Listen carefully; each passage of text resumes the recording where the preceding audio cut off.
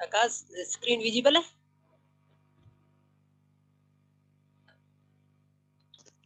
हाँ जी sir, visible है। तो जो आपका ये सब्जेक्ट है वर्कशॉप ऑन आईटी, ठीक है ना, तो इसमें हमने क्या है कि कुछ डाटाबेस के बारे में बात करनी है, कुछ आपका बेसिक है जैसे या फिर एक्सेल वगैरह, है ना, तो हमने उस पे काम करना है। आज हम डाटाबेस को स्टार्ट करते हैं कि डाटाबेस पे कैसे काम किया जाए। तो डाटाबेस मीन्स कि ऐसा, पहले तो क्या होता था, सारा काम मैनुअली किया जाता था, है ना, रजिस्टर पे किया जाता था, फिर उसके बाद थ्रू कंप्यूटर लगे करने, जैसे आप सिंपल एक्सेल या एक्सेस के थ्रू भी ये डाटा को मेंटेन कर सकते हो।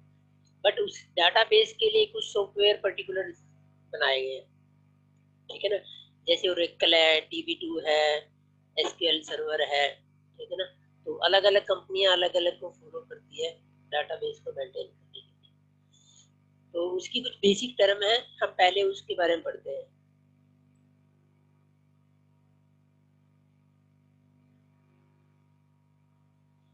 डेटा क्या होता है? एक रॉ मटेरियल। हाँ जी ऋतिका, बच्चे अपने वीडियो ऑफ करो।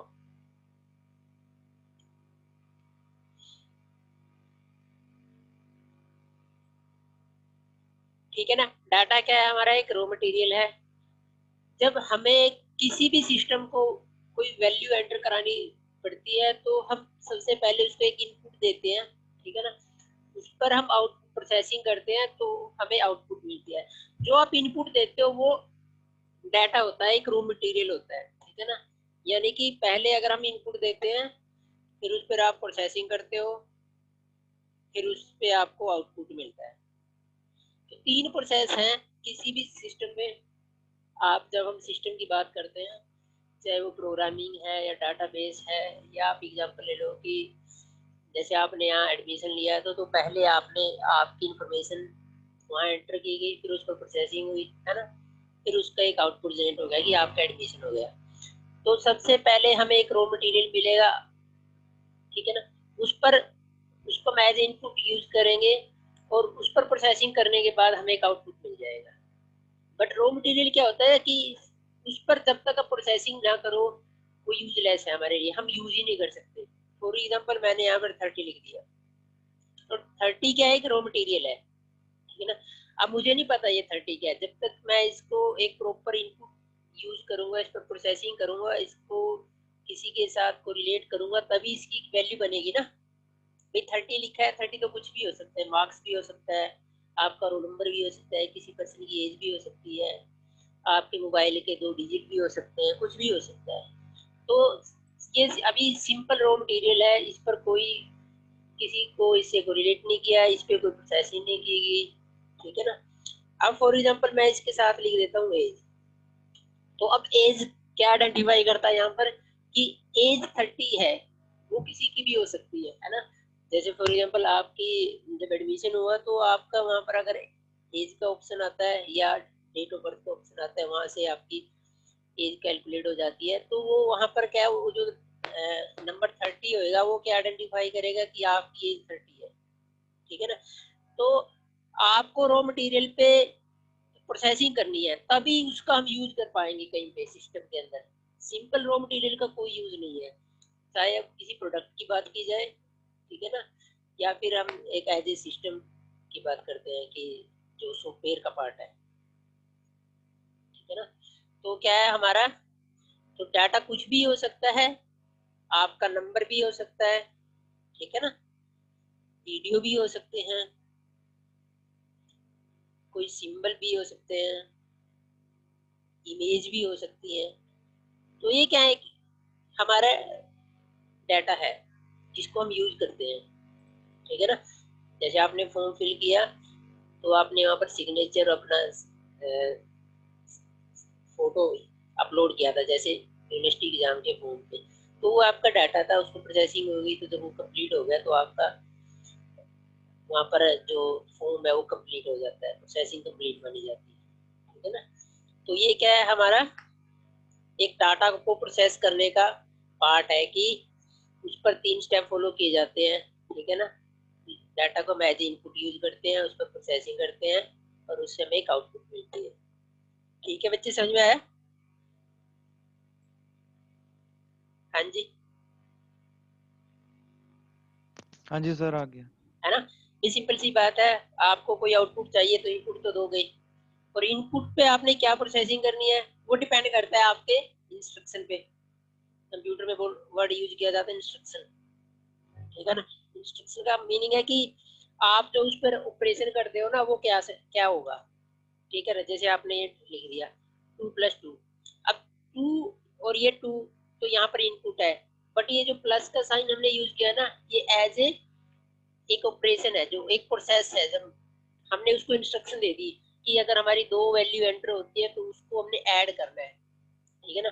और ऐड के बाद जो उसका रिजल्ट आएगा वो मान लो कि 4 आता है, तो ये क्या आउटपुट है। जब तक कि उस पर प्रोसेसिंग नहीं होगी, इनपुट नहीं दी जाएगी, आपका जो इनपुट है वो एज ए सिंपल डाटा है, एक मटेरियल की तरह है, उसका कोई यूज नहीं है हमारे, ठीक है ना।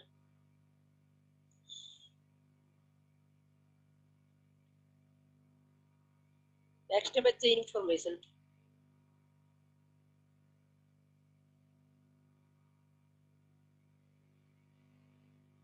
इंफॉर्मेशन क्या है, जब आपका डाटा प्रोसेस हो जाता है वो इंफॉर्मेशन जनरेट हो जाती है, ठीक है ना। इंफॉर्मेशन क्या है आपका, प्रोसेस डाटा।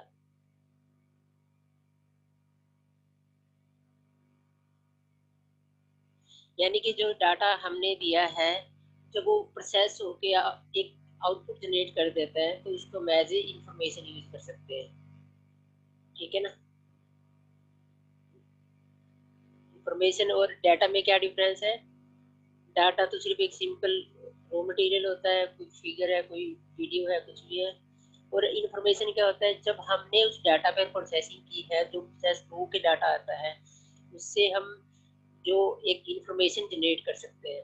जैसे मैंने एग्जांपल डाला था यहाँ पर A30 का, तो ये अब हम यहाँ पर कह सकते हैं ना कि A30, ये नंबर A30 है जो क्या आइडेंटिफाई कर रहा है यहाँ पर एज।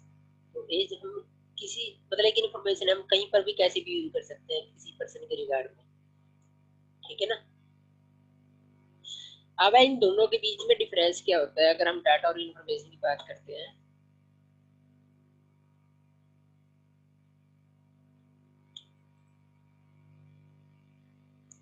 तो ये तो था, क्या था, रॉ मटेरियल था, है ना। और ये इसका प्रोसेस है जो आपको प्रोसेस होने के बाद मिल जाए।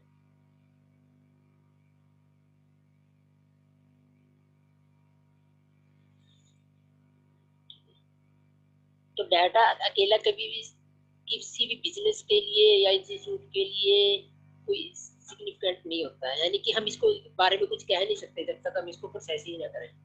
और इन्फॉर्मेशन हमेशा यूजफुल होती है, ठीक है ना। तो किसी भी बिजनेस के लिए, इंस्टीट्यूट के लिए, यूनिवर्सिटी के लिए इंफॉर्मेशन ही इम्पोर्टेंट है, ना कि एक डाटा, क्योंकि डाटा से ही इंफॉर्मेशन जनरेट होती है। तो डाटा तो एक एटॉमिक वैल्यू है, ठीक है ना। तो इसको क्या बोलते हैं, एटॉमिक वैल्यू, जो हमें कोई, जिसके बेस पर हम कुछ कह नहीं सकते हैं कि ये कहाँ पर यूज होएगा। बट इंफॉर्मेशन क्या कलेक्शन ऑफ डाटा हो जाती है, ठीक है ना। जैसे एज 32, मार्क्स 32, या मोबाइल, फिर उसके साथ उसका नंबर, ठीक है ना। वो क्या है, कलेक्शन ऑफ डाटा है कि हमारे पास अलग अलग टाइप का डाटा है जिसको हमने कलेक्ट करके एक इंफॉर्मेशन जनरेट कर लिया है। तो हम कहीं पर भी कैसे भी इसको यूज कर सकते हैं। सिंपल डाटा के बेस पर आप कोई डिसीजन नहीं ले सकते, ठीक है ना, क्योंकि हमें एग्जैक्ट पता ही नहीं है जो नंबर, जो वीडियो या इमेज हमारे सामने है वो किसको आइडेंटिफाई कर रही है वहां पे, ठीक है ना। तो जब भी आपने कोई डिसीजन मेकिंग करना है, कोई डिसीजन लेना है किसी पॉइंट के रिगार्ड में, तो आपको हमेशा इंफॉर्मेशन जनरेट करनी पड़ती है उसके लिए, ठीक है ना। तो जो इंफॉर्मेशन, जो सिस्टम को इनपुट दी जाएगी वो आपका डाटा होएगा, जो उससे आउटपुट मिलेगी वो आपको इंफॉर्मेशन जनरेट होगी। आगे बच्चे कि आप डाटा को कंप्यूटर में या डाटाबेस में कैसे आइडेंटिफाई करोगे। तो उसका क्या होता है, ख्याल क्या होता है,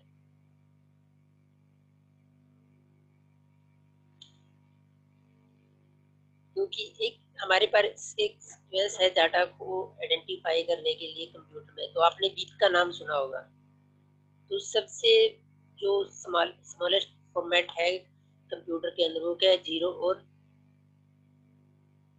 1। ठीक है ना, हमारे पास डाटा कंप्यूटर में सबसे स्मॉलेस्ट फॉर्म में 0 और 1 की फॉर्म में ही होता है।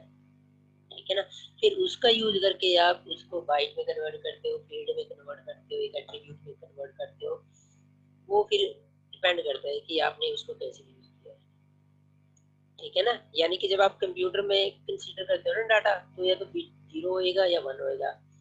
0 का मतलब है कि ऑफ है, 1 का मतलब है कि ऑन है, जो वैल्यू आप एंटर करा रहे हो। ठीक है ना, और बाइट क्या होते हैं, इक्वल टू 8 बिट्स।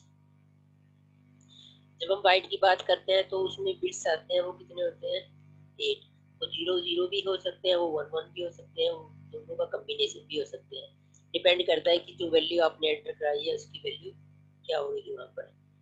ठीक है ना, नेक्स्ट पॉइंट है बच्चे, फील्ड। फील्ड क्या है, ग्रुप ऑफ कैरेक्टर। ठीक है ना,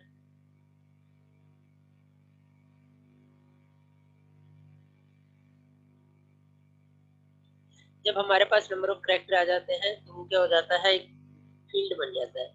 जैसे हम आपका एग्जांपल लेते हैं, तो आपके एग्जांपल में क्या है कि जैसे आपका नेम आ गया, आपकी क्लास आ गई, ठीक है ना, आपके मोबाइल नंबर आ गया, तो ये क्या एक फील्ड है जो डाटाबेस में आपको वहां पर आइडेंटिफाई करता है कि एक स्टूडेंट का डाटा, एक स्टूडेंट का फील्ड क्या हो सकता है। आपकी क्लास हो सकती है, अगर हम एज ए कॉलेज का एग्जांपल है, आपका नेम हो सकता है, आपका रोल नंबर हो सकता है, डेट ऑफ बर्थ हो सकती है, आपका एड्रेस हो सकता है ना, सेमेस्टर दे सकते हैं हम, सेमेस्टर वाइज सिस्टम डालना है अगर, तो वो क्या है, एक फील्ड है जो आपको कॉलेज के अंदर आइडेंटिफाई करता है कि ये क्लास है, इसके इतने स्टूडेंट हैं और ये उनके रिगार्ड में इंफॉर्मेशन है। ठीक है ना, नेक्स्ट है रिकॉर्ड। रिकॉर्ड होता है ग्रुप ऑफ फील्ड। ठीक है ना,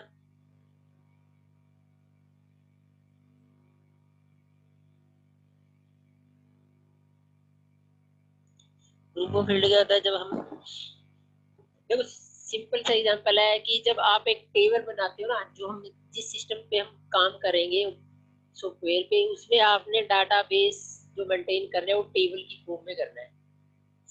ठीक है ना, टेबल की फॉर्म में कौन बच्चा बताएगा टेबल को हम कैसे बताएंगे कि क्या क्या पार्ट्स हो सकते हैं उसमें, मेन पार्ट्स क्या होते हैं टेबल के।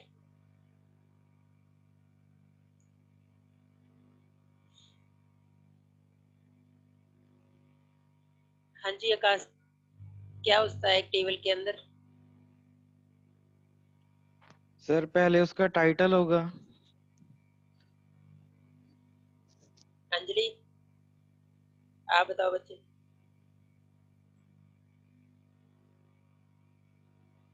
सुन रहे हो आप लोग या नहीं। हाँ जी, कौन कौन प्रेजेंट है, ये वैसे लोग इनके, रितिका कौन है, शिवम, राहुल,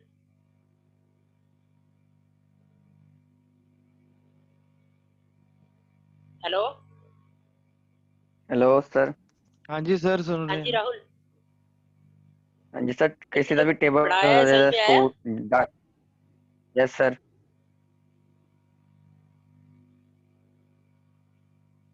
हेलो, हेलो बच्चे आवाज नहीं आ रही आपकी। सर, आ रही आपकी आ रही है सर आवाज।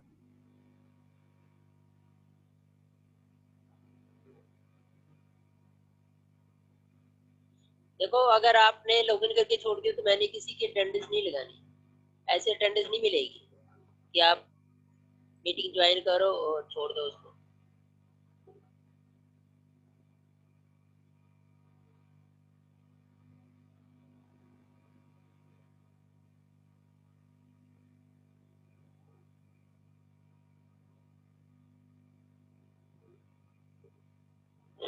तो क्या होता है कि जब आप टेबल बनाते हैं ना, तो उसमें मेन पार्ट होते हैं, अगर हम सिंपल टेबल का एग्जांपल लिया जाए, एक हेडिंग होती है और उसके नीचे नंबर ऑफ रो ऐड होती जाती है। ठीक है ना, जो आपकी हेडिंग आइडेंटिफाई करती है वहाँ पर फील्ड होते हैं।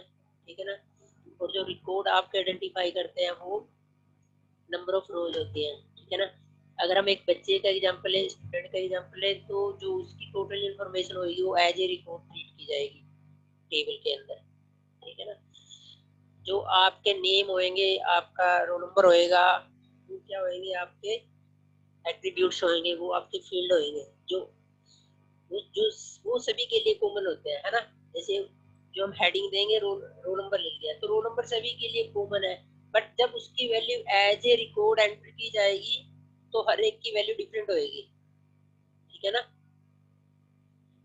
आपका रोल नंबर 1 है, किसी का 3 है, किसी का 5 है, तो जब एज ए रिकॉर्ड ट्रीट किया जाएगा तो सभी के अलग होएगी ना, बट जो उसको हेडिंग दी गई है, ऊपर लिखा गया रोल नंबर, वो कॉमन है, ठीक है ना।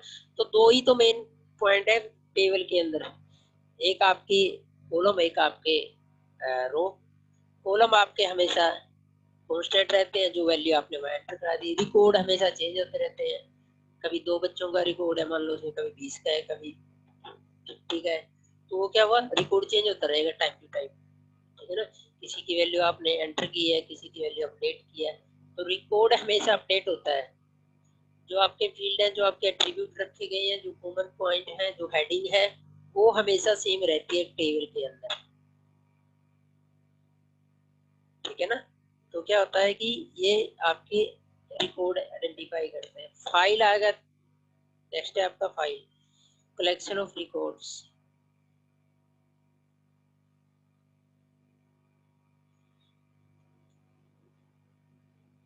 जो आपके रिकॉर्ड्स होते हैं उनकी जो कलेक्शन है, यानी कि अगर हमारे पास एक डाटाबेस है, उसमें हमारे पास एक से ज्यादा टेबल हो सकती है, और जो टेबल बनेगी उसमें एक से ज्यादा रिकॉर्ड्स हो सकते हैं, ठीक है ना।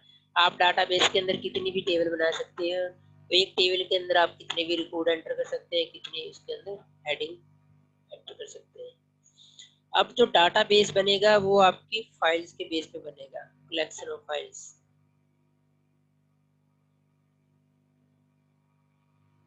कलेक्शन ऑफ फाइल्स क्या होती है, और जो भी फाइल्स होंगी वो रिलेटेड होती है बच्चे। इसमें एक वर्ड इंपॉर्टेंट है कि जो आपने फाइल बनाई है वो एक दूसरे से रिलेटेड है, ठीक है ना। ऐसा नहीं है कि अगर मान लो जैसे अपने कॉलेज का एग्जांपल लेते हैं ऑनलाइन का, तो वहां पर अलग अलग मॉड्यूल बनाए गए हुए हैं जिनको एज ए फाइल ट्रीट किया जाता है। जैसे फीस वालों के पास अलग है, आपका ऑनलाइन फॉर्म फिल किया गया वो अलग है, ठीक है ना। लेकिन जब हम ऑनलाइन चेक करते हैं तो उसमें जो आपकी फीस वाला मॉड्यूल है वो उससे रिलेटेड है, तभी वहां पर इंफॉर्मेशन आती है कि आपने फीस पेड कर दी है, ठीक है ना। अगर कोई भी मॉड्यूल, अगर हम डाटाबेस अलग अलग इंडिपेंडेंट मेंटेन करेंगे तो आपकी जो इन्फॉर्मेशन है वो एक दूसरे से रिलेटेड ही, मतलब कि इन्फॉर्मेशन नहीं मिलेगी, एक दूसरे से कोई रिलेट नहीं हो सकते हो, ठीक है ना। उनके बीच में कोई रिलेशन जनरेट नहीं होगा, ठीक है ना। तो ये कुछ बेसिक पॉइंट्स थे डाटाबेस के बारे में, जो हमें पता होना चाहिए कि डाटा क्या होता है, इनपुट क्या होती है, और जो उसके फील्ड क्या होते हैं, रिकॉर्ड क्या होते हैं। यही आपसे जब आपकी इसका वर्कशॉप का जो प्रैक्टिकल होएगा उसमें यही पॉइंट पूछे जाते हैं, बेसिक पॉइंट, ठीक है ना, कि डाटाबेस में क्या क्या बेसिक पॉइंट्स यूज किए जाते हैं। हाँ जी आकाशदीप, समझ में आया बच्चे?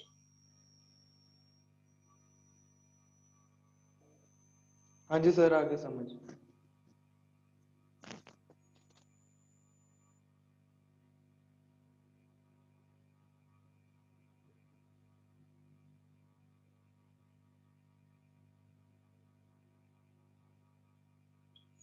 नेक्स्ट पॉइंट है डाटाबेस पर आप ऑपरेशन कौन से कर सकते हो। ये इंपॉर्टेंट है, ये आपको जरूरी याद रखने हैं, क्योंकि इनके बिना आप डाटाबेस पे काम ही नहीं कर सकते।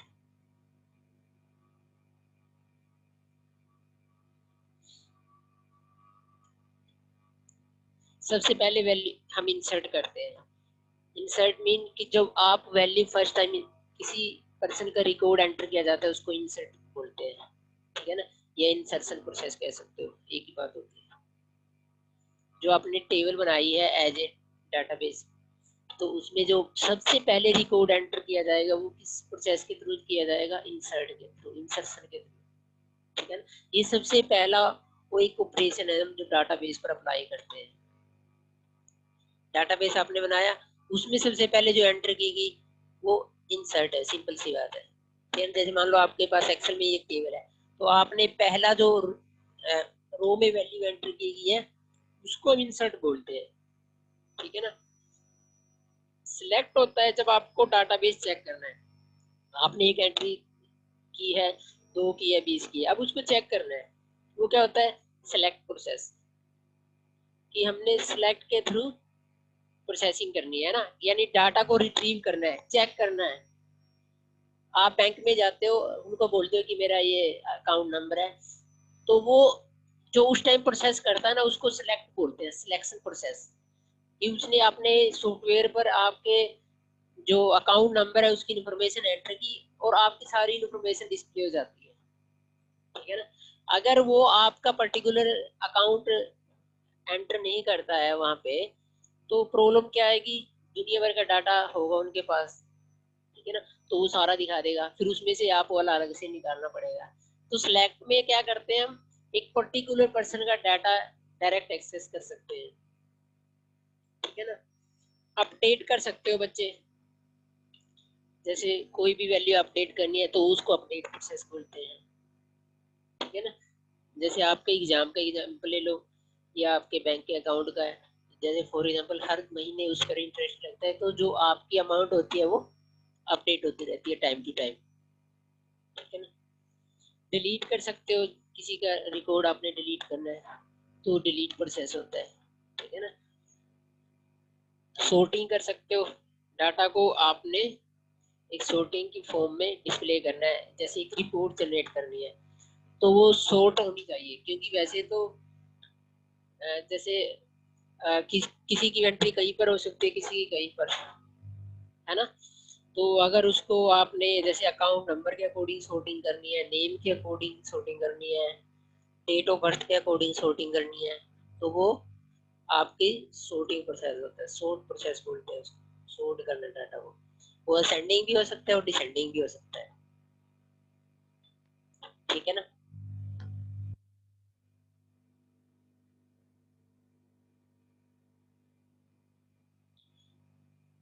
हाँ जी बच्चे, समझ में आया? Yes sir. हाँ जी राहुल बोलो। हाँ जी सर। हाँ जी सर, आ गया समझ। आकाशदीप। हाँ जी सर। आवाज तो बच्चे आपकी आ ही नहीं रही, क्या कह रहे हो? हाँ जी शिवम। हाँ जी सर, आ गया। बच्चे समझ में आया ना, ये बेसिक से पॉइंट ही है, लेकिन ये बताया इसलिए है क्योंकि जब आपका फाइनल प्रैक्टिकल होगा तो प्रैक्टिकल के साथ साथ कुछ क्वेश्चन होते हैं, क्वेश्चन ही नहीं ऐसे ऐसे पॉइंट भी बनते हैं। हाँ जी राहुल।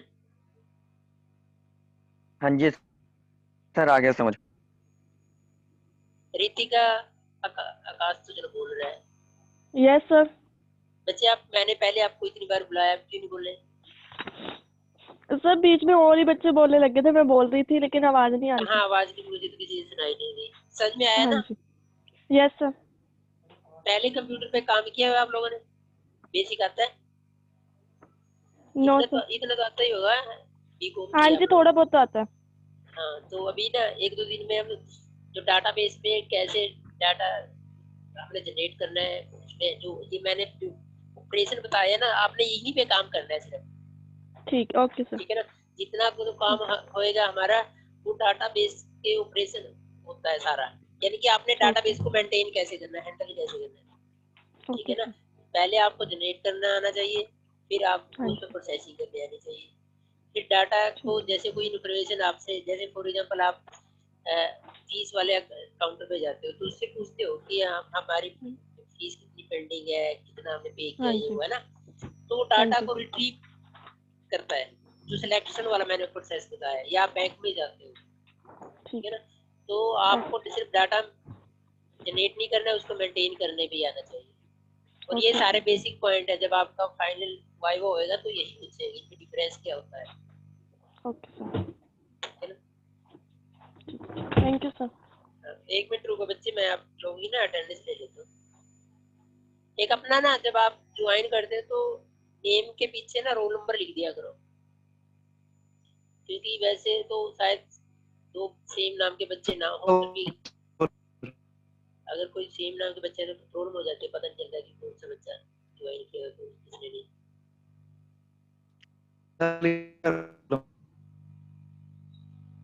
बिल्कुल बोल रहे हैं।